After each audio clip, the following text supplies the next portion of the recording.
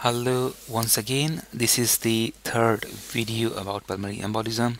We have discussed what is pulmonary embolism. We now know what signs and symptoms a patient usually presents with in case of pulmonary embolism. We now know what are the risk factors. We have discussed a few diagnostic tools that includes findings on a chest x-ray. We have seen a few CT pulmonary angiography images. We have seen at least one nuclear medicine test, which is ventilation perfusion scan. We have discussed laboratory test ABGs, that is very helpful in making a diagnosis. We now have to discuss what could be the ECG findings that can help us to confirm our diagnosis. Well, ECG in most cases of pulmonary embolism can be non-specific or non-conclusive. It can be deceptive sometimes.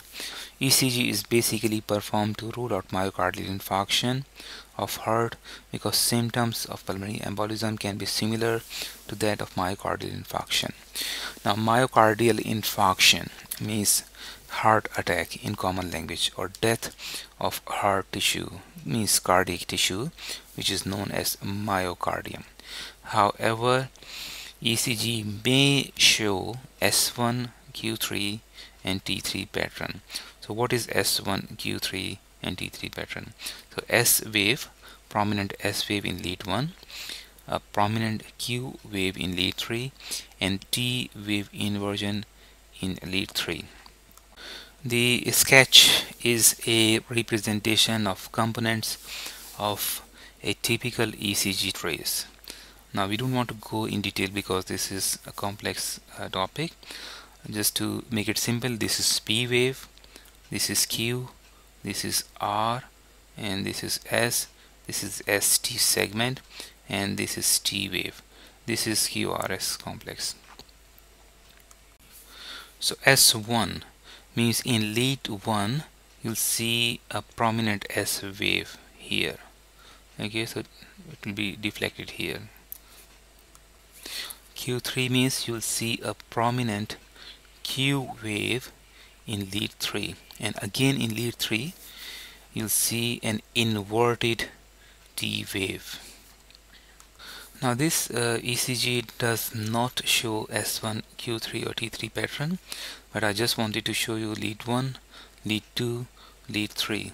So if it were to show an S1, Q3 and T3 pattern, you'll see a prominent S wave in lead 1 here. In lead 3 you'll see a prominent Q wave here, and this T wave will be inverted. So that is S1, Q3, T3 pattern.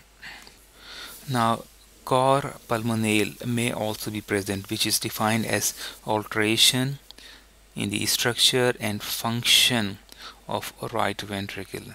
The right ventricle has to work hard in case of presence of pulmonary embolism.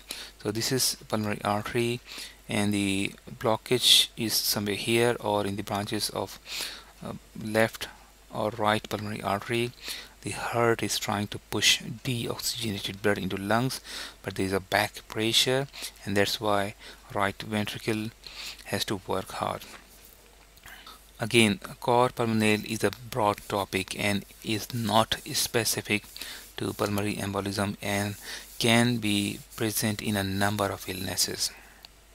So that is all for the day. The lecture has been prepared for www.academyofprofessionals.com, and these are the references, and we will discuss treatment in next video. Thank you very much.